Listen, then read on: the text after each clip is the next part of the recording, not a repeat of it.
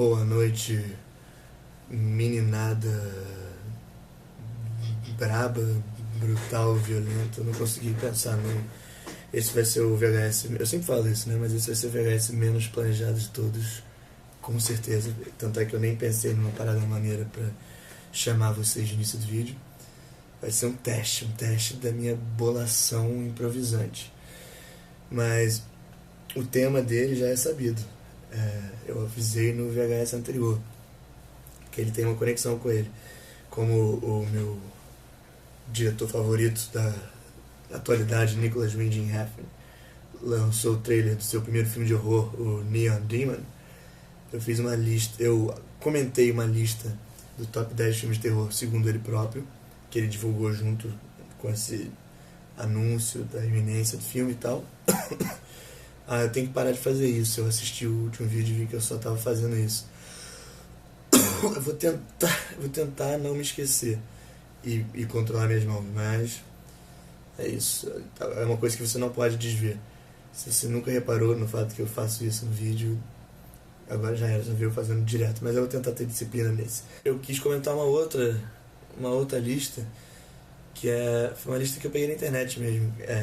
Tô só coçando, não fazendo assim, aí vale. Que é os 13 melhores filmes de horror art house. O motivo que eu peguei essa lista é porque o Winding Refn é um dinamarquês realizador do cinema art house, né? Que é uma pecha meio cult, assim por dizer, do cinema, com um esmero estético peculiar, uma coisa bem endêmica da Europa mesmo, e que ele trouxe ao cinema hollywoodiano com Drive, assim, que causou um grande frisson. E com certeza o Neon Demon vai ser um bom exemplo de horror art house. E eu achei uma lista desse site chamado Dread Central, dreadcentral.com. Quem sabe a gente não linka ele nos comentários, na descrição do vídeo, por exemplo. E ele compilou, no caso, a Aaron Hoyles, uma das editoras do site, publicou uma lista com os 13 melhores filmes de horror art house. Eu dei uma olhada na lista, mas não li muitos comentários sobre cada filme e não pensei muito em coisas a tecer sobre eles. Mas então eu vou reanalisar aqui em tempo real e é isso. A gente vai ver o que presta e o que não presta, que eu já vi a maior parte. São 13 filmes, acho que eu vi 10. Vamos lá, a lista começa com Eraserhead, de 1977, do David Lynch. E é curioso, porque eu gosto do filme, eu vi ele moleque, mas eu deveria revê-lo, porque eu acho que eu tenho outra cabeça agora e talvez eu apreciasse mais do que na ocasião. Mas o curioso é que, embora o filme seja inegavelmente sombrio e estranho, eu jamais categorizaria ele como sendo de horror. Ele é todo preto e branco e tem umas paisagens bizarras, meio industriais, meio apocalípticas e tal. E é, como eu falei, sombrio, os personagens muito sérios, é uma coisa bem surreal, beira o abstrato em alguns momentos. Mas eu não diria que é de terror, eu diria que é só uma coisa muito, muito bizarra mesmo. Mas enfim, a lista tá falando isso, tá contabilizando esse filme, e inclusive eles frisam que o filme não é aterrorizante no sentido tradicional da palavra horror, mas tem um jeito bom de evocar sensações de horror e pavor, enfim. De fato, tem uma cena que me marcou, que é um susto muito do nada que acontece, no qual basicamente o filme lida com um casal e esse casal tem um filho que não é, embora os dois sejam humanos normais, apesar do homem, o Jack Nance, tem um cabelo muito estranho que parece um apagador, e talvez seja por isso que o nome do filme é Eraserhead. O filho é tipo uma criatura muito bizarra de látex, sei lá do que ela é, um bebezinho animatrônico estranho. E tem uma cena que ele tá saudável e do nada corta pra ele e ele tá todo doente, todo purulento e mal, assim, com o aspecto destruído, e toca uma música estridente e ele faz uns sons. Eu levei um puta susto nessa hora. E é curioso que esse bebê é bem peculiar, bem estranho, mas sempre que pergunto pro David Lynch como ele foi feito, assim, como foi feita praticamente, ele esquiva-se da pergunta, ele nunca a responde, o que eu acho que é legal, porque ele alimenta o mistério em torno do filme. Esse é o filme 13, recomendo, ele é bom, vejam. O número 12 é um filme que também está na lista do Jim Heffernan, que eu citei no vídeo passado. Vão ter uma ou duas interseções. E é um dos três que eu não tinha visto da outra lista, que é o Kwaidan, o filme antologia japonês de 1963, dirigido pelo Misaki Kobayashi, baseado em uma coleção de contos do povo japonês tradicionais e tal. Não se apoia pela leitura que eu fiz aqui agora naquele horror convencional dos jump scares, dos sustos, tá? Uma coisa um pouco mais sutil e que impressiona também pela sua imagética linda, aparentemente. O filme é dos anos 60, mas eu acredito que seja em cores. E enfim, é um filme que eu tenho que ver, embora tenha 3 horas. O site diz aqui que é um filme que você tem que ver se você tiver a fim de ir numa galeria de arte, mas não estiver a fim de sair do seu sofá. Beleza, 12. Chegamos agora no filme 11, que é o Only Lovers Left Alive, de 2013, do Jim Jarmusch. Esse é um filme que eu vi no Festival de Cinema do Rio, quando passou aqui. Eu estou esquecendo o nome em português, que na época não tinha lançado o nome em português, mas é Amantes Eternos. Eu gosto do Jim Jarmusch, ele é um diretor americano que se aventura nesse território do art house. É um filme de vampiro que basicamente também não é muito bem horror, mas ele lida com um signo clássico do horror, que é o vampiro. Basicamente é uma história de amor entre dois vampiros vividos, quer dizer, dois vampiros vividos pela Tilda Swinton e pelo Tom Hiddleston, que são britânicos, e talvez esse seja um detalhe meio supérfluo, mas eu estou falando. E a vida deles sofre uma ruptura com a chegada da irmã mais nova do Tom Hiddleston, que também é uma vampira, a Mia Wasikowska. E ela tem muito menos controle dos impulsos do que eles, que têm eles têm algum jeito de não foder com as pessoas quando eles chupam sangue. Mas a irmã dela é mais impulsiva, traz mais problemas. Eles usam sangue de bancos de sangue, é isso mesmo. E que não tem contaminante, tem esse bônus, né? E a irmã é mais caótica, e tem o John Hurt, se eu não me engano, vive um dos vampiros das antigas, que inclusive no filme ele é, na verdade, responsável por toda a obra de Shakespeare. O Shakespeare não existe, ou então copiou ele, tem umas doideiras dessas. E é um filme bem interessante, é um take bastante único do gênero de vampiro.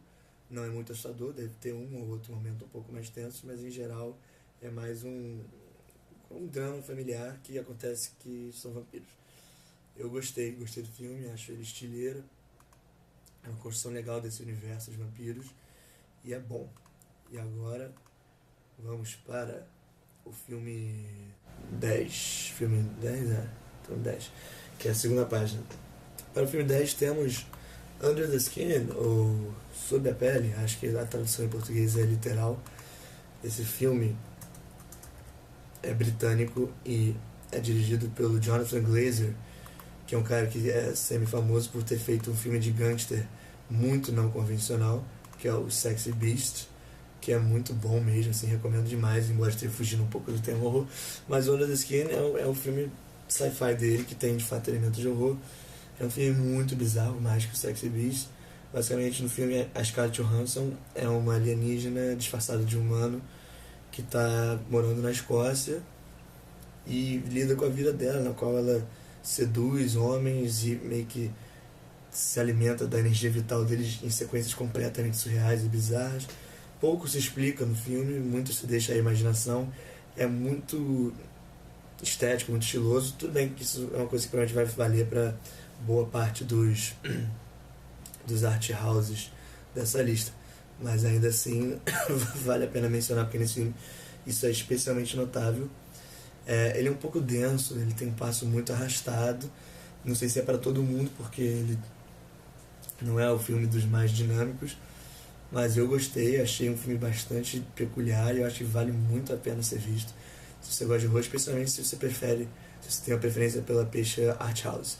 O filme 9 da lista é Repulsion, de 1965, em português se chama Repulsa ao Sexo. É dirigido pelo Roman Polanski, o polonês, mas é o primeiro filme britânico que ele fez. Ele fez 3 filmes do Reino Unido, se não me engano, esse foi o primeiro. É o primeiro filme em língua inglesa dele. E é um filme que eu não tinha assistido ainda, da lista, mas que eu assisti só pra gravar esse vídeo. E é um filme muito único, assim, muito diferente, nunca vi nada igual.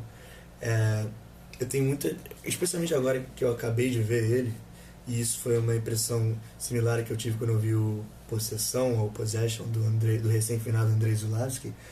É um filme que é muito difícil eu traçar uma conclusão ainda sobre ele, porque é um filme totalmente não convencional, como eu falei,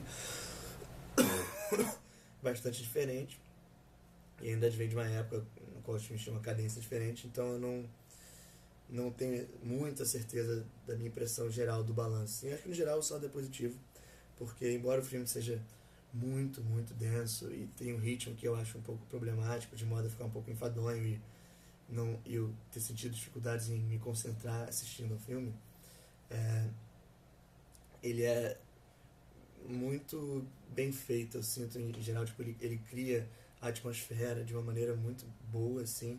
As sequências de horror, tem isso, o horror desse filme é bem sutil, assim, tipo, tem até umas cenas um pouco explícitas, mas eu contei, assim, a primeira instância explicitamente de horror se dá aos 47 minutos. Antes disso é um filme meio um drama, que você não sabe muito bem o que é acontecendo, mas que tem algum suspense ali, mas só começa a virar horror a partir de 47 minutos. Quando falta pouco menos de uma hora pro filme acabar. O filme é estrelado pela magnética Catherine Deneuve, francesa, que ela no filme, quer dizer, ela é estonteante, mas no filme ela tem uma fisicalidade assim e uma expressividade rara. Eu acho que eu nunca tinha visto nada dela. Talvez isso seja uma característica comum às participações dela em outros filmes, mas assim, é uma pessoa muito introspectiva que diz pouco, mas diz pouco veemente, mas diz muito da maneira que ela se expressa. Ela vive uma mulher que tem é, uma certa fobia de sexo e homens em geral, possivelmente suscitada por traumas passados que não se explicam muito claramente no filme. É, ela começa a delirar e nesse momento ocorrem umas trucagens visuais bizarras com a casa dela que começa a se transformar e tal, e é daí que deriva boa parte do horror. Ela alucina que está sendo estuprada. Em algumas instâncias ela é de fato assediada, e inclusive o filme ele é bastante contemporâneo no sentido que ele lida com essas questões de abuso sexual, e então ele é relevante até hoje. Eu acho que ele faz isso de uma maneira bastante efetiva, e é bastante irônico essa temática, considerando que o filme é dirigido pelo Roman Polanski, que ele próprio se envolveu em um imbróglio jurídico muito extenso e arrastado por conta de abuso sexual alguns anos depois, que ainda é meio mal resolvido. Acho que até 2015 ele estava sendo procurado, estava tipo, com imunidade diplomática em algum outro país, mas nos Estados Unidos ele estava com mandado de prisão, ele não podia ir para lá. Enfim, é uma grande confusão que acho que não cabe explicar nesse vídeo. Mas é isso, é um filme que trata de assuntos complexos e polêmicos e delicados. E é um filme interessante. Eu acho que ele é bem devagar, ele toma seu tempo para criar a atmosfera e a ambientação, mas ele é único, é um filme diferente de tudo. Acho que se você quer ver um filme de horror que pense fora da caixa, assim, mais audacioso, na veia, por exemplo, do Possession, do Zulawski, veja esse filme. Número 8, O Iluminado, do Kubrick, né? Cara, talvez um ponto fora da curva em Hollywood, no que toca a visão artística que ele tinha. É um filme que também estava na lista do Woody Allen. Como eu falei naquela ocasião, eu vi moleque, tenho que rever, mas certamente é um filme bastante com esmero estético inegável, com sequências bizarras, como bom, algumas clássicas, né? Como as menininhas no corredor enquanto o filho do personagem Jack Nicholson está andando de velocípede. Tem o trailer infame no qual as portas do elevador se abrem e revelam um banho de sangue.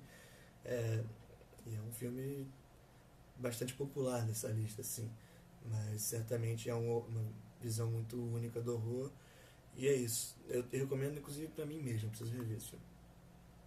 Número 7 é um filme que eu me sinto culpado por não ter visto, que é o The Lost Highway, também do David Lynch, exemplo do Eraserhead, só que 20 anos mais recente. Eraserhead de 77, Lost Highway é de 97. Como é que é o nome em português mesmo? Estrada Perdida, né? Mais uma tradução literal. É um filme que eu ainda não vi, preciso ver. Fazer uma Eu não vou nem falar muito sobre esse filme porque eu não sei nada dele e eu acho que eu não quero saber ainda porque eu gostaria de entrar um pouco às cegas. Mas vou contar então, ao invés disso, uma curiosidade relativa ao David Lynch. Eu gosto muito do David Lynch, Veludo Azul, dos meus filmes favoritos. O próprio Eraserhead que eu citei é bem legal. Boa parte das coisas que eu vi dele eu gostei. Coração Selvagem e tal. Mas teve um filme dele que eu vi que se chama Império dos Sonhos, Inland Empire, que eu achei muito chato. O filme tem tipo 3 horas, onde muito pouco acontece. E tinha uma cena que eu tava quase pescando de tão devagar que tava, e pá! E daí tinha um susto. Ele gosta de meter susto. Isso foi quase traumático pra mim. E aí eu ainda não vi o grande clássico dele, né? Mulholland Drive, ou Cidade dos Sonhos. Porque justamente eu ouvi falar que esse filme tinha uns sustos meio tensos dessa estirpe. Fiquei com aversão de ver e tô enrolando até hoje. Um dia eu vou ver, mas esse dia ainda não vai ser hoje. Esse era o 7º finalista Lost Highway, sobre o qual eu não falei nada, não sei dizer nada sobre ele. Agora, chegamos ao filme número 6. É um filme sobre o qual eu já discorri no VHS passado, que é o May, do Lucky McKee, de 2002. É um filme, acho que eu falei num dos primeiros VHS do Dia dos Namorados.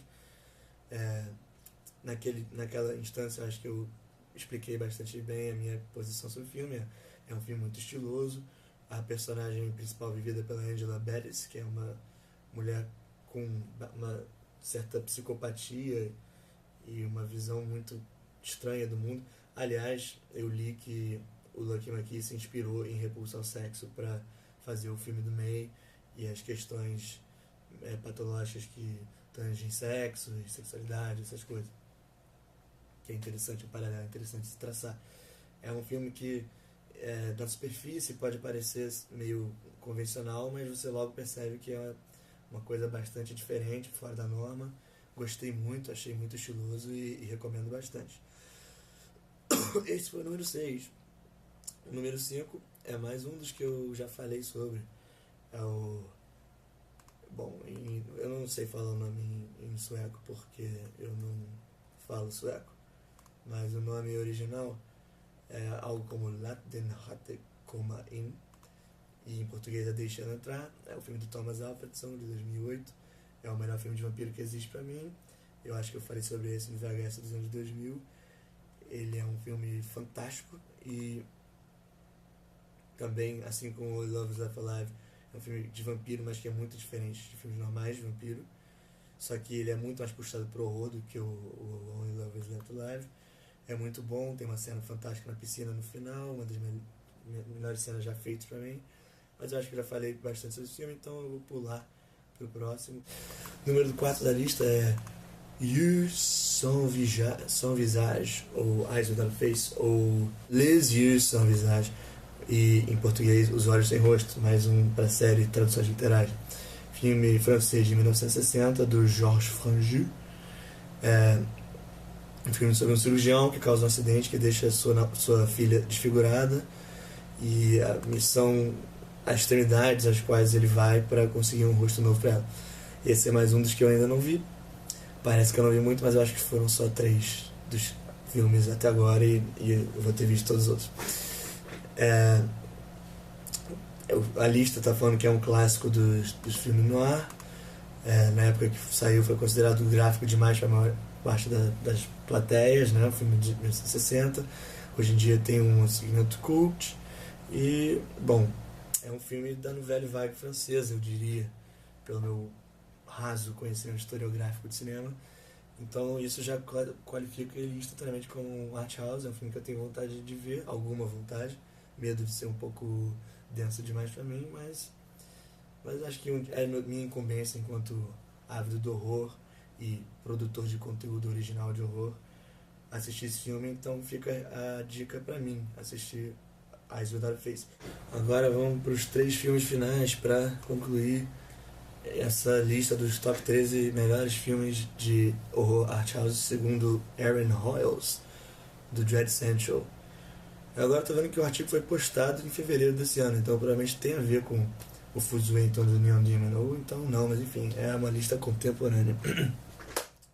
Filme número 3 é um outro filme que também está na lista do Wade Refn, que é o Suspiria, de 1977, filme italiano do Dario Argento, que não poderia faltar. Eu já falei sobre ele em outros vídeos, se eu não me engano, já com certeza. Falei na lista do Wade Refn e vou fazer um comentário, então dar um, como se diz, vou lançar um merchan aqui para vocês e adiantar que eu vou fazer um roteiro para o Bisturi a ser apresentado pelo Lucas sobre o Dario Argento, o diretor desse filme. E então podem ficar animados porque vai vir em 2 partes, fazer uma retrospectiva da obra desse diretor do qual eu tanto gosto. É um filme que eu já falei bastante, não vamos entender muito, dizer que só que tem cores lindas, é muito doido, tem mais uma vez um preciosismo artístico bom, e eu tô falando isso com uma conotação positiva, porque preciosismo às vezes tem uma negativa. É um filme cheio de violência estetizada e estranheza, enfim, é um filme pioneiro e vale muito a pena ser visto. Número 2 da lista é o que? Martyrs, filme que em português se chama Mártires. Olha só, todas as traduções hoje estão sendo literais. Eu gosto assim, quanto mais fiel a visão artística do autor do filme, melhor. Esse filme francês e canadense do Pascal Laugier saiu em 2008.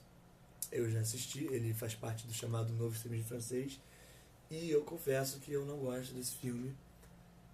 Eu mais uma vez estou achando que é possível que eu já tenha falado sobre esse filme em algum VHS, mas eu acho também que não. É um filme que eu acho que, a exemplo de boa parte do Novo Extremismo Francês, que vai ter seu episódio de Bisturi, e eu gostaria de co-escrevê-lo com o colega Luciano Carneiro, que também participa do canal. Ele é um filme que se apoia muito no choque, e no choque da ordem gráfica, né, da violência explícita, bizarra, tortura, aflitiva. Mas eu acho que ele faz isso de uma maneira meio banal. Eu acho que ele força a barra, ele quer fazer o choque pelo choque. Não acho que seja um filme particularmente sofisticado. Não gostei da história, achei a trama não muito boa, a resolução tampouco, o conceito meio esdrúxulo demais. Esperava mais desse filme. Essa lista está dizendo que é um filme diferente, com pretensões de art house, pode até ser, mas pra mim é mais do mesmo. Filme de tortura moderno, isso está muito em voga, do albergue a turistas, tem pra cacete, e eu não acho esse filme muito bom, não. Lembra quando eu falei que eu só tinha não visto 3 dos 13 filmes da lista? Eu menti, porque eu não vi o filme número 1, cacete, que péssimo pesquisador sou eu. Mas esse é um filme também que eu tô achando que eu nunca vou ver inteiro, embora eu tenha visto pedaços, inclusive em aula. Mas agora eu tô vendo que é mais curto do que eu antecipava. Embora seja um filme mudo, isso já complica. Estou fazendo muito suspense, né? Mas essa dica do mudo, os caras que se ligam em cinema de horror já vão ter adivinhado que não é Nosferatu, amigo. É o Gabinete do Dr. Caligari, das Cabinet des Dr. Caligari, do Robert Vine, acho que é assim que fala o nome dele, um diretor que, olhando aqui o REC para ver se está gravando, que eu sou paranoico, tomou a oportunidade de gravar esse filme, que eu acredito que tenha sido oferecido anteriormente ao Fritz Lang, que acabou recusando. É um filme antiquíssimo, alemão, de 1920. É a obra mais paradigmática do expressionismo alemão. E eu ainda não vi, eu não sou muito chegado em cinema silencioso. Se eu falei mudo, eu peço perdão. O termo correto é silencioso, porque as pessoas não falam, mas tem música, eu não sei. Não vou tentar me fingir que eu sei explicar isso, mas enfim. Cinema silencioso é muito mais cool do que cinema mudo, né? Estrela Muda, eu acho que é o que eles perderam a música da pós-produção e ficou foda-se, né? Gabinete do Dr. Caligari. Um pouco que eu vi, ele é um filme bem pictorial, com sets assim muito surreais e grandiosos que remetem a pinturas, muito doido. Tem até um figurino estranho, personagens bizonhos no filme. E eu não vi o filme, mas a lista aqui, a Aaron Royals está falando que nunca é fácil escolher o número 1 de uma lista, mas nesse caso era muito fácil, porque esse filme é considerado o primeiro de horror jamais feito, e não dá para ficar muito mais artístico do que esse filme. Conta a história de um diretor de um hospício maligno, não, o hospício não é maligno, o diretor é maligno, que usa os pacientes dele via hipnose para cometer toda sorte de homicídios hediondos. Acho que qualquer homicídio hediondo, não sei, mano. Também é o primeiro filme a empregar um twist no final, não sei qual é, também não vou revelar, até porque eu não quero saber, talvez eu veja um dia esse filme. E segundo a Aaron, o Caligari, ele sobreviveu ao teste tempo, eu questiono fortemente isso. Ele faz frente aos filmes, a maioria dos filmes modernos de horror, e não deve ser desdenhado apenas por ter quase 100 anos de idade. Basicamente essa descrição dela tá dando um tapa na minha cara, né? Mas enfim, esse é o número 1 da lista, chegou ao seu final. Acho que tem aí um bom compêndio de filmes de horror com uma veia artística profunda para você fazer uma maratona com a galera, para preparar para ver o Neon Demon, que estreia no Brasil em agosto, no dia 18 de agosto. Mas vai dar tempo mesmo assim de ver os 10 da lista dele, os 13 dessa, que eu acho que acabam sendo 20 no total, porque tem 3 interseções. E é isso. No mais, acabou o vídeo, irmão. Acabou o vídeo, eu improvisei pra caralho e consegui. E agora eu vou improvisar até no... Tá vendo muito UFC esses dias? Então, vou dar uns golpes pra você.